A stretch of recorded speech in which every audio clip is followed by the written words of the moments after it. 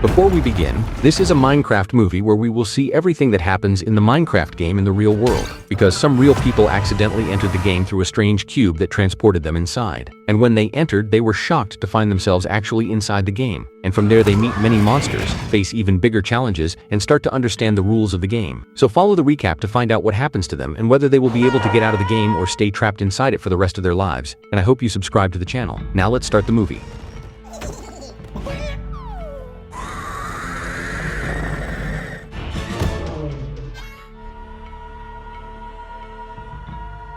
Our movie begins with a kid named Steve who loves mining and exploring, and we see him trying to enter a mine in front of him, but the mine guard stops him because children aren't allowed, so he can't get in. A few years later, we see Steve grown up, working in a sales office, but we find out he's really failing at his job. He sits eating and remembering his passion for mining and exploring, so he decides to go to the mine he wanted to enter as a kid, explore it, and fulfill his childhood dream. He actually goes and manages to run past the mine guard and get inside to explore it, but while exploring, he finds two very rare pieces. And when he combines the two pieces, a portal to another world opens, and when he enters it, we realize this is the overworld of Minecraft. Steve loves this world because he can build houses and anything he wants with just a hand gesture. But what bothered him was that he didn't have a friend to share his day with, and one day he finds a wolf named Dennis in front of him trying to attack him. But Steve gives him a bone and manages to tame him, and they become friends, spending the whole day together. We see Steve extremely happy in the overworld, constantly discovering more and more things in it. One day while exploring the overworld, he finds a broken portal, and when he fixes it and activates the chest, the portal works. When he enters it, it transports him to the nether of Minecraft, which is completely different from the overworld. There are savage pigs whose leader is an evil witch named Malgosha. As soon as she sees Steve and notices he has the control cube, she tells him he has caused a huge problem that could destroy the entire world. Malgosha actually captures Steve and his wolf Dennis and gathers the pigs to plan how to destroy the world and collect all its treasures after she takes the control cube from Steve. But when Steve realizes she might destroy the world, he risks his life and Dennis's, escapes from the prison, takes the control cube, and gives it to Dennis to hide it on Earth away from Malgosha. The pigs capture Steve again, but Dennis manages to escape and actually travels to Earth through the time portal. He hides the control cube under Steve's bed, and once the cube separates, all time portals close again. Steve remains trapped in the nether with the witch Malgosha, and as long as the cube stays separated and away from people, the world will remain safe.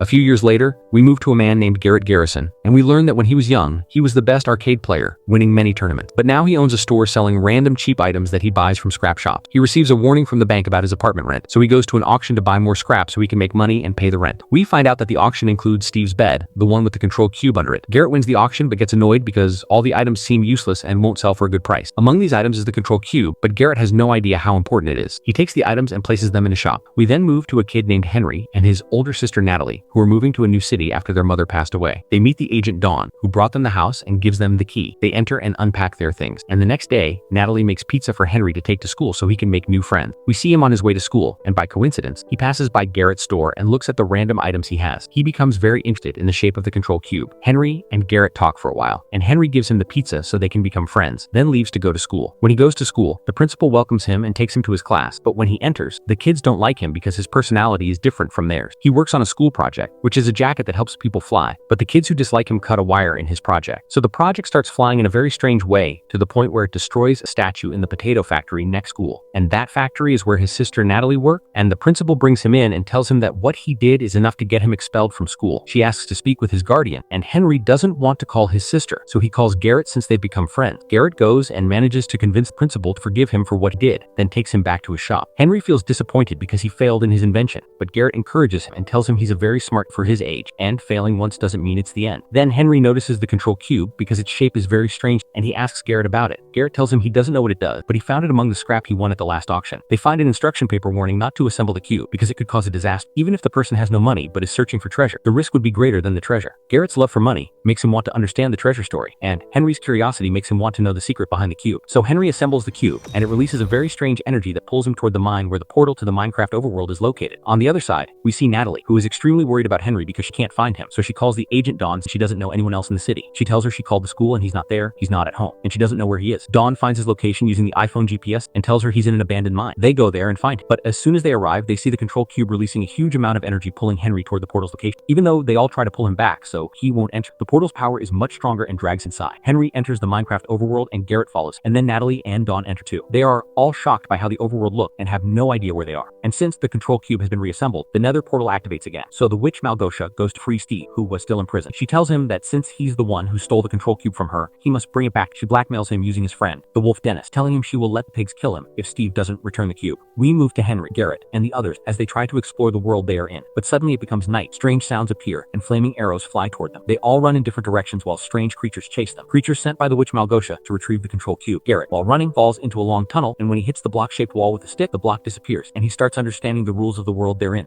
Henry, his sister, and Dawn keep running from the creatures, and Henry hits a block by accident, dropping the control cube. But when it hits, he finds that the block disappears and gives him resources for building, so he also starts understanding the world's rules. He learns how to defend himself and builds a small fortress to protect them from the witch's creatures. But he forgets the control cube that fell. Garrett comes out from underground and finds them in the fortress, so he runs toward them. But before reaching them, he grabs the control cube. The creatures shoot arrows at him, breaking the cube's shell, and as soon as it breaks, the time portals close again. But Garrett still takes the remaining cube pieces and defeats the creatures attacking him, then climbs up to them. Many more creatures appear around the fortress, and they become very scared. But Steve arrives, defeats them, protects them, and the sun rises, burning all the zombies belonging to the witch Malgosha. He gained all these skills because he spent a long time in the upper world, and he learned how to benefit from its rules. He asks them how they found the control cube and why they collected it. Garrett told him he found it in old scrap. They want to return to the real world, but they also tell him that the cube's cover was broken by the creatures that were attacking them, and that the time portals to the worlds are closed, and they don't know how to return to the real world without the portals that closed. Steve told them that they have no solution except the forest castle, and from there he can get a new cover for the cube and let them return to the natural world.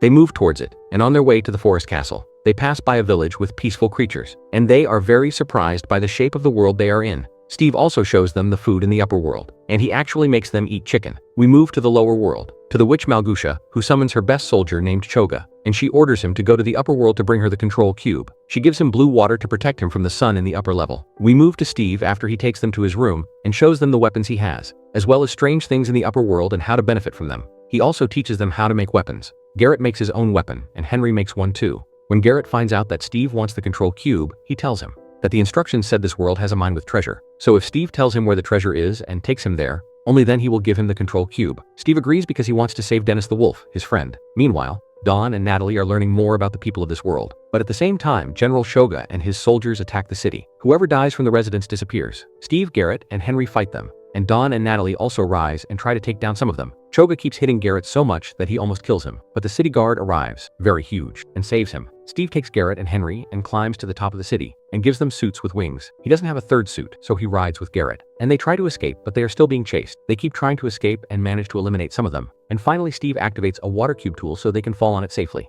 They succeed and escape. Steve tells them that the pigs chasing them are the soldiers of the witch Malgosha. He tells them the story of the witch Malgosha, that when she was young she loved dancing, but after her first dance show, her whole tribe made fun of her. And since then she hated the world and wanted to rule it and destroy any art or anything good in it. He also tells them he needs the control cube to give it to Malgosha to save Dennis the wolf, but Garrett tells him he won't give him anything until he takes him to the treasure first. They move toward the mine where the treasure is, so Garrett will give him the control cube. We move to Dawn and Natalie, who managed to escape the city and tried to build a boat but failed. They keep walking without knowing where they're going, killing zombies along the way. Suddenly the wolf Dennis appears, and we learn that the witch Malgosha lied to Steve and that Dennis is not with her. She only told him that to make him bring her the control cube. Dawn manages to tame him by giving him a bone, and he loves her and stays with them. He doesn't harm them, and they follow him. We move to the lower world, and we see the witch Malgosha yelling at Choga because he failed and couldn't bring her the cube. She summons a bigger and braver soldier named Sokka and orders him to kill Choga, and assigns Sokka the mission of bringing her the cube. We move to Steve, Garrett, and Henry after they arrive at the mine with the treasure, but they hear a sound, and Sokka appears and attacks them. Steve takes them to a place with a car so they can escape, and there are creatures called creepers. If anyone touches them, they explode shortly after. As they drive, they keep touching them all, and after a while all of them explode on Sokka, while the group escapes safely. Garrett is very upset because he couldn't take the treasure, and he has no money in the real world, and that treasure would have given him value in the real world. But Henry keeps supporting him, and they all agree to go to the forest castle to get the cube's cover and return to the real world. They go there, watch the castle, and make a plan. Steve tells them everything inside the castle, and that there is a creature inside called Enderman. If anyone looks into his eyes, he enters a hallucination state and controls him and his mind. He tells Henry that he and Garrett will distract the guards, while Steve goes and brings the cube's cover. They go, and Steve and Garrett distract the guards, but the guards tie Steve in a boxing arena and bring an opponent for Garrett, a chicken and a small zombie. They keep hitting Garrett a lot in a strange way. But Henry succeeds in reaching the room with the cover. He finds it and takes it, but Enderman appears and controls his mind, and he enters a strong hallucination state. But eventually Henry overcomes him, regains focus, and kills him. When he kills him, he gets a ball with many abilities in the Minecraft world. He takes the cover, goes down to them, and he, Steve, and Garrett run out. But as soon as they get out, they find the witch Malgusha herself in front of them. She takes the cube from them easily and orders her soldiers to kill them, then leaves. Garrett grabs Henry and throws him onto a balloon to save him from the soldiers, and Steve also climbs onto the balloon. Garrett sacrifices himself and fights the soldiers alone to give them time to escape.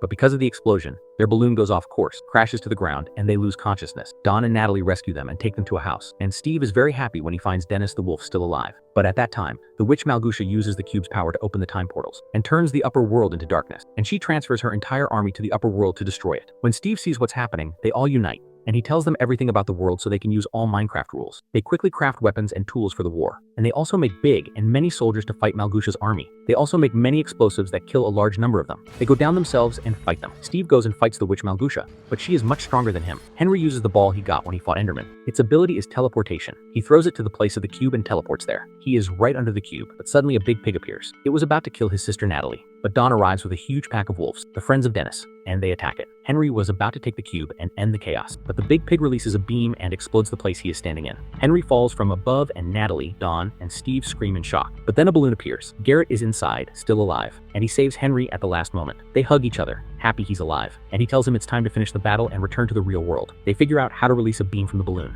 and they do it, destroying the portal with the cube, making it explode. The cube falls from the building, and Natalie manages to take it. The upper world gets its sunlight back and returns to its normal state, and all of Malgusha's soldiers start dying one by one because of the sun. Steve also defeats her because her power disappeared after the cube was no longer with her. He leaves her because she will die from the sun anyway. They really save the upper world and return to the real world. Garrett's shop becomes the most famous shop in the whole city. Henry invents a flying suit that works this time and becomes famous in school, and Natalie becomes a self-defense coach. And here our movie ends. If you watched the video until here, I hope you write the emoji you see now, so I know how many people reached this part. And I also hope you like the video, subscribe to the channel, and activate the bell so when I upload a new video you get notified. See you in a new movie. Bye.